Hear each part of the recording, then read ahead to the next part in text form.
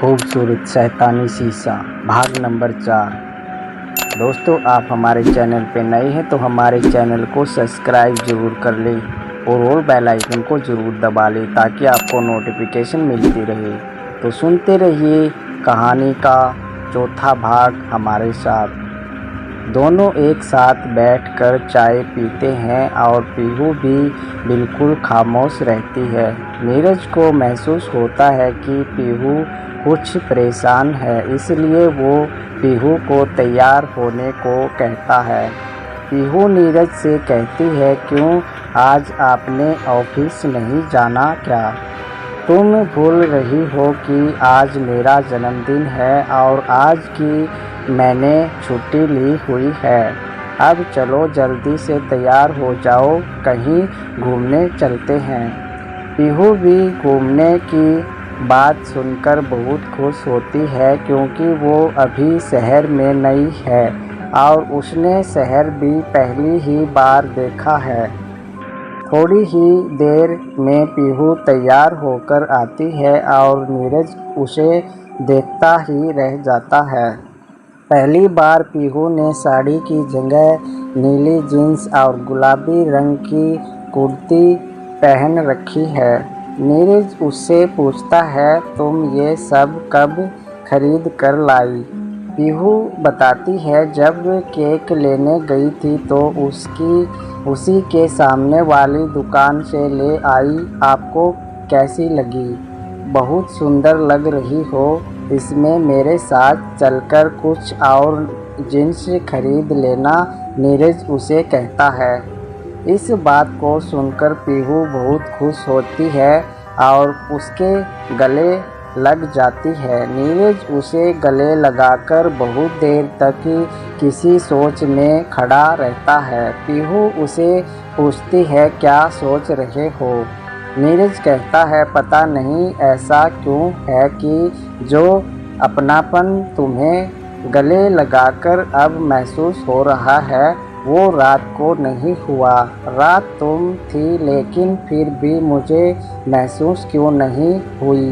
पीहू को भी ये सही मौका लगा नीरज को सच्चाई बताने का। वो जैसे ही कुछ बताने लगती है कि तभी नीरज को किसी का फ़ोन आता है और वो बात करता हुआ बाहर चला जाता है। इस तरह पीहू चाह कर भी कुछ नहीं बता पाती।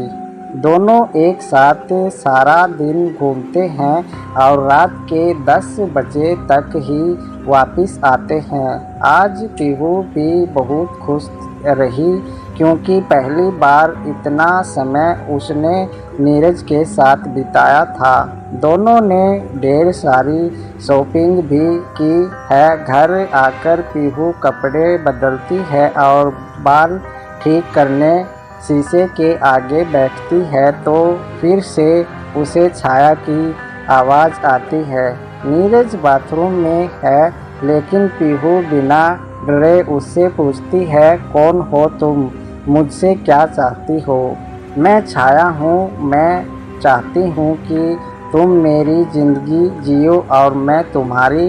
उस शीशे में से आवाज़ आती है, लेकिन ये कैसे हो सकता है और वैसे भी मैं तुम्हारी ज़िंदगी क्यों जीऊँ?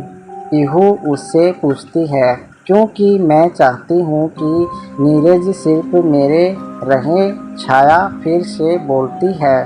तभी छाया फिर से पीहू के शरीर में प्रवेश कर जाती है और उसकी आत्मा को शीशे में कैद कर देती है। अब ये हर रात का सिलसिला हो गया था। पीहू को सुबह उठकर कुछ याद नहीं रहता था। पूरी रात नीरज के साथ पीहू नहीं छाया रहने लगी थी। धीरे पीहू का शरीर कमज़ोर होने लगा, रंग भी उसका पीला पड़ गया और आँखों के नीचे काले घेरे हो गए। इस बात को अब नीरज ने भी महसूस किया कि दिन और रात में पीहू के स्वभाव में ज़मीन आसमान का अंतर रहता है। उसने कई बार पीहू से जानना चाहा लेकिन वो कुछ नहीं बता पाई थी। अब वो धीरे छाया के वश में आ चुकी थी।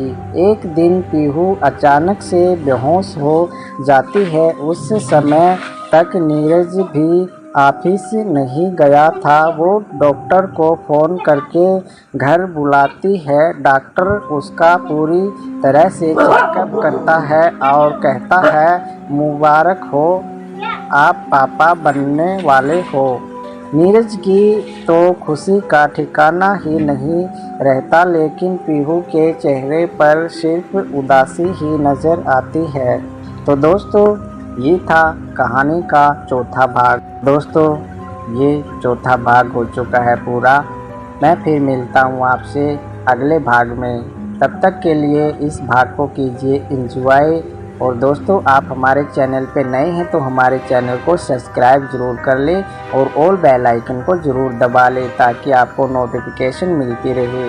दोस्तों, ये कहानी आप पूरा सुनना चाहते हैं तो हमें आप कमेंट सेक्शन में कमेंट करके ज़रूर बताएं आपको ये कहानी कैसी लगी। और दोस्तों, हमारे साथ जुड़े रहें और सुनते रहें अच्छी अच्छी हमारे यूट्यूब चैनल पे कहानियाँ। तो दोस्तों, फिर मिलता हूँ अगले भाग में। तब तक के लिए इस भाग को कीजिए एंजॉय और मुझे दीजिए इजाज़त। जय हिंद, वंदे मातरम।